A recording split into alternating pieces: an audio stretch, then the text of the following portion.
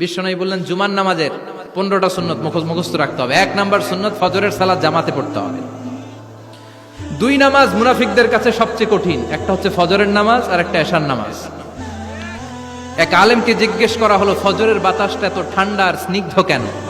আলেম উত্তর দিয়েছিল, কারণ ফজরের বাতাসে মুনাফিকদের নাকের দুর্গন্ধ মিশে না। ফজরের বাতাসটা স্নিগ্ধ, ফজরের সময় আল্লাহওয়ালাদের আনাগোনা, মুসল্লিদের আনাগোনা, ইসলামের পক্ষের শক্তির আনাগোনা। চিল্লায় বলেন ঠিক কি না? মসজিদে নববীতে জুমার নামাজের দৃশ্য আর ফজরের নামাজের দৃশ্য ছিল এক। বাংলাদেশে ফজরের নামাজের দৃশ্য আর জুমার নামাজের দৃশ্য এক নাকি? ফজরের নামাজের সময় মুসল্লি নাই, এক কাতার হয় না, আর জুমার নামাজে পাক্কা মুসল্লি দেরি করে গেলে বারান্দায়ও জায়গা পায় না। কথা কন। তাহলে আগামীকাল ফজরের নামাজটা আমরা জামাতে পড়ব ইনশাআল্লাহ। এত আসতে আরো জোরে পড়েন ইনশাআল্লাহ। মনে থাকবে? ইমাম সাহেব কে মসজিদে? ইমাম কই? আবু সাহেব কই? কালকে দেখবেন যে কি অবস্থা হয় ফজরের সময়। জুমার নামাজের মতো ভিড় হবে, আসা যাবে না। কথা কয় না। 2 নাম্বার সুন্নাহ হচ্ছে আসওয়াক, মেসওয়াক করা। মাথরাতুন লিল ফাম মারদাতুন লির রাব। মেসওয়াক করলে দাঁত পরিষ্কার থাকে, আল্লাহ খুশি হয়ে যায়। বিশ্বনবী বলেছেন, যদি আমার উম্মতের জন্য কষ্ট না হতো প্রত্যেক নামাজের আগে মেসওয়াক করা আমি ফরজ করে দিতাম। মেসওয়াক ছিল বিশ্বনবীর জীবনের শেষ আমল। এই মেসওয়াক করে বিশ্বনবী শেষ নিঃশ্বাস ত্যাগ করেছেন। আপনার নবী, আমার নবী, ওনার জীবনের সর্বশেষ আমল ছিল কি? সুবহানাল্লাহ কইবেন না?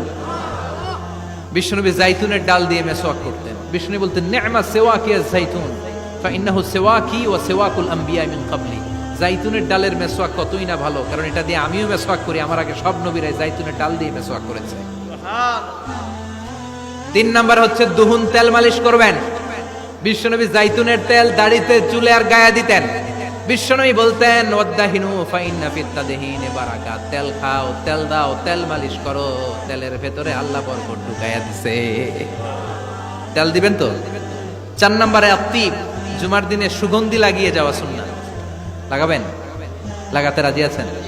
বিশ্বনবী বলতেন, এই দুনিয়ার 3টা জিনিস আমার কাছে সবচাইতে প্রিয়। হুব্বিবা ইলাইয়া মিন দুনিয়াকুম সালাস। 1 হচ্ছে আন-নিসা, নারীদেরকে আমি পছন্দ করি। 2 হচ্ছে আত্তিব, সুগন্ধি লাগাতে আমি পছন্দ করি। বিশ্বনবীর কেউ সুগন্ধি হাদিয়া দিয়েছে, বিশ্বনবী নেয় নাই, এরকম কোনো ঘটনা ঘটে নাই। আল্লাহু আকবার। 3 নম্বরে কুররাতু আইনি ফিস সালাহ। নামাজের মধ্যে যখন আমি দাঁড়িয়ে যাই আমার চক্ষুটারে ঠান্ডা করে দেয় কে? আবার বিশ্বনবী বলতেন, আরবাউন মিন সুনানিল মুরসালিন। 4টা সুন্নাত সব নবীদের সুন্নাত। 1 নম্বরে আল হায়া, মানে লজ্জা। আরেক বর্ণনা এসেছে আল খিতান, মানে সুন্নাতে খাতনা। এটা সব নবীদের ছিল। আর সেওয়াক, সব নবীরা মেসওয়াক করেছেন। আত্তিব, সব নবীরা আতর লাগিয়েছেন। আর নিকাহ, সব নবীরা বিয়েও করেছেন। চিল্লায় পড়েন আল্লাহু আকবার। 5 নম্বর সুন্নাহ হলো আল লিবাস আহসানা সিয়াব, সুন্দর জামা পরা। নট নেসেসারি যে নতুন জামা হতে হবে, পুরাতন জামাও ধুয়ে আয়রন করে পরলে একটা সৌন্দর্য আছে না নাই? ইন্নাল্লাহা জামিল ওয়া ইউহিব্বুল জামাল। আল্লাহ নিজে সুন্দর, সৌন্দর্যকে আল্লাহ পছন্দ করেন। পৃথিবীতে সবচেয়ে সুন্দর কে? পৃথিবী সুন্দর, মানুষ সুন্দর, আসমান সুন্দর, জমিন সুন্দর, সুন্দরে সুন্দরে পাল্লা। জানি না কত সুন্দর তুমি আল্লাহ, জানি না কত সুন্দর তুমি আল্লাহ। সুবহানাল্লাহ পড়েন। ইন্নাল্লাহা ইউহিব্বু আইয়ারা আসারা নি'মাতিহি আলা আবদিহি। আল্লাহ তার বান্দার উপর তার নেয়ামতের ছিটে ফোঁটা দেখতে চান। আপনি যদি ধনী হন, দামি জামা পরবেন, সুন্দর জামা পরবেন। অনেকে আছে অনেক ধনী, কিপটুসের মতো সিরা জামা পরে। আছে না নাই? আপনি ধনী মানুষ, আপনি সিরা জামা পরছেন কেন? আপনার যে সম্পদ আছে এটার বহিঃপ্রকাশ আল্লাহ দেখতে পছন্দ করে। আপনাকে যে আল্লাহ কি নাজ নেয়ামত দিয়েছে, অহংকার ছাড়া স্বাভাবিক বহিঃপ্রকাশ আল্লাহ দেখতে পছন্দ করে। কোন সুবহানাল্লাহ। এরপরে 6 নাম্বার হলো ইকসারুস সালাহ আলান নবী, বিশ্বনবীর উপর বেশি বেশি দুরূদ পড়া। বিশ্বনবী বলতেন, জুমার দিন শ্রেষ্ঠ দিন, এই দিন আমার উপর বেশি বেশি দুরূদ পড়ো। ফাইন্না সালাতাকুম মা'রুদাতুন আলাইয়া। কেননা তোমরা যে আমার উপর দুরূদ পড়ো, কিয়ামতের আমি মরে যাওয়ার পরে এই দুরূদগুলো কে পাঠিয়েছে তার নাম, তার বাবার নাম সহ ফেরেশতারা আমার কবরে দিয়ে আসে। সাহাবারা বললেন, ইয়া রাসূলুল্লাহ কাইফা সালাতুনা মা'রুদাতুন আলাইক। আপনি মরে যাওয়ার পরে আমাদের দুরূদ কেমন করে আপনি দেখবেন? ওয়াকাদ আরিমতা, আপনি তো পচে গলে মাটির সাথে মিশে যাবেন।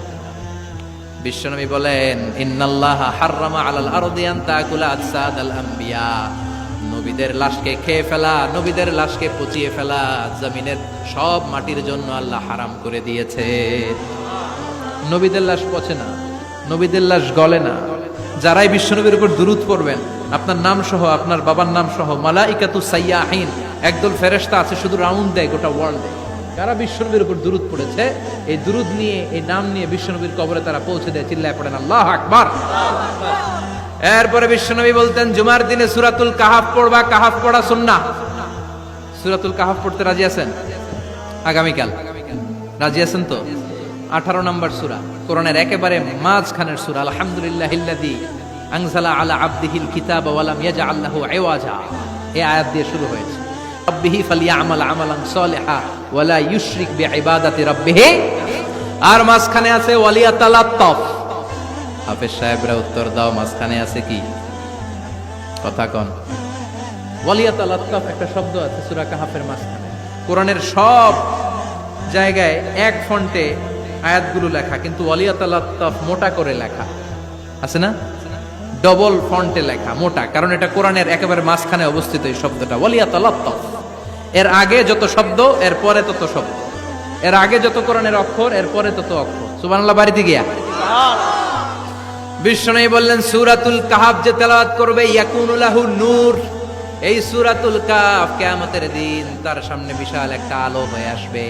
এই আলো দিয়ে পুলসিরাত পার হয়ে ওই বান্দা জান্নাতের ভেতরে ঢুকে যাবে। আবার বিশ্বনবী বলেন, যারা সূরাতুল কাহাফের প্রথম 10 আয়াত তেলাওয়াত করবে জুমার দিন, শেষের 10 আয়াত যারা জুমার দিন তেলাওয়াত করবে, দাজ্জালের ফিতনা থেকে তাদেরকে মুক্ত রাখবে কে? সুবহানাল্লাহ পড়বেন না? কালকে সূরাতুল কাহাফ দিয়ে সকাল শুরু করতে রাজি আছেন? সবাই রাজি? এরপর আত-তাবকির ইলাল মসজিদ, মসজিদে আগে আগে যাওয়া সুন্নাত। আগে যিনি যাবে উনি কি পাবে? তারপরে গরু, তারপরে বকরি, তারপরে মুরগি, মুরগির পরে ডিম না আন্ডা? আন্ডা। আল মাশিউ আলাল ইকদাম, বিশ্বনবী বললেন হেঁটে হেঁটে জুমার নামাজে যাওয়া সুন্নাহ। রিকশা, হুন্ডা, সাইকেল, সিএনজি দিয়ে গেলেও হবে, কিন্তু হেঁটে হেঁটে গেলে সওয়াব বেশি না কম? প্রতি কদমে কদমে আমলনামায় সওয়াব দিয়ে দিবে কে? এরপরে বিশ্বনবী বললেন, আদামু তাখাত্তি রিকাবান নাস, মানুষের ঘাড় ডিঙ্গিয়ে সামনে না যাওয়া সুন্নাহ। অনেকে জুমার দিন আসে, সবার শেষে বসতে চায় সামনে, এরকম ডাকাইত আছে না নাই? রাজা মেহারে নাই? বিশ্বনবী জুমার খুতবা দিচ্ছেন, হঠাৎ এক সাহাবী সব সাহাবীর ঘাড় ডিঙ্গিয়ে ডিঙ্গিয়ে সামনে আসতেছে বুলেটের মতো। বিশ্বনবী বললেন, থামো, এজলিস, বসো মিয়া, ফাকাদ আযাইতা ওয়া আনাইতা, আসছো দেরি করে আবার মুসল্লিদেরকে কষ্ট দিচ্ছ। যেখানে জায়গা পাবেন ওইখানে বসবেন। মানুষের ঘাড় ডিঙ্গিয়ে সামনের কাতারে যাওয়া এটা ঠিক না। এজন্য জুমার দিন আগে আগে আসার চেষ্টা করবেন। রাজি আছেন তো? এরপরে বিশ্বনবী বললেন, দুখুলুল মসজিদে রাকাতাইন, জুমার নামাজের দিন মসজিদে ঢোকার পরে 2 রাকাত পড়া সুন্নাত। কয় রাকাত? রাজি আছেন? কবলাল জুমা, বাদাল জুমা। অনেকে প্রশ্ন করে, বাদাল জুমা 4 রাকাত, মসজিদে পড়লে 4, ঘরে পড়লে 2। কিন্তু কবলাল জুমা সুনির্ধারিত নয়, অনির্ধারিত। মা কদ খুদ্দিরা লাক, যত আপনার তৌফিকে কুলায় 2 রাকাত করে করে 2, 4, 6 ইমাম সাহেব খুতবা দেওয়ার আগ পর্যন্ত। আপনি যদি আধা ঘন্টা আগে যান, আপনি 10 রাকাত পড়তে পারবেন। চিল্লায় বলেন ঠিক কিনা? এরপরে বিশ্বনবী বললেন, ইনসাত, চুপ থেকে খুতবা শুনবা। জুমার খুতবার সময় কথা বলা যাবে নাকি? কথা কন। বিশ্বনবী বললেন, তোমার সামনে কেউ কথা বলতেছে, তুমি যদি বলো চুপ করো, এটাও তুমি খারাপ কাজ করছো। চুপ করো তোমার কইতে কইছে কি? চুপ করো বলে তুমি আরেকটা বেজাল লাগাইছো। চিল্লায় বলেন ঠিক কিনা? তাহলে জুমার নামাজে কথা বলা যাবে না। কেউ কথা বললে চুপ করো, এই কথাটাও বলতে বিশ্বনবী নিষেধ করেছেন। চিল্লায় বলেন ঠিক কিনা? এরপরে মজার একটা কথা বিশ্বনবী বলেছেন, জুমার নামাজ পড়তে যেয়ে যদি কারো ঘুম আসে, জায়গা চেঞ্জ করে বসো। জুমার নামাজ পড়তে যেয়ে ঘুমান না, এরকম কে কে আছেন আল্লাহর ওলি? হাত তোলেন। হাত তুলতে পারবেন? আমিও তুলতে পারবো না, আমি কত ঘুমাইছি।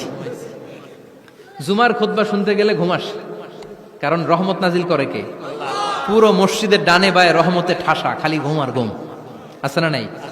ঘুম আসলে কি করবেন? উঠে যাবেন, উঠে জায়গা চেঞ্জ করবেন, পানির ঝাপটা দিবেন, ঘুম দূর করে দিবে কে?